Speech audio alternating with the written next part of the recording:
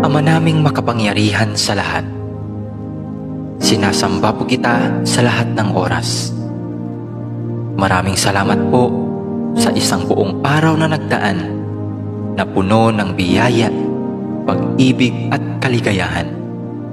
Salamat din po sa mga pagsubok at mumunting mga luha na dumating sa aking buhay, na alam ko pong siya po ninyong paalala sa akin na kayo po ay Diyos na buhay. Maraming salamat po sa pagbabantay sa akin at sa aking pamilya at mga kaibigan sa loob ng maghapong ito, at sa paggabay sa amin sa mga pagsubok na aming nakasalamuha. Alam ko pong nariyan kayo sa aming tabi sa lahat ng oras upang kami ay bantayan at gabayan. Nagpapasalamat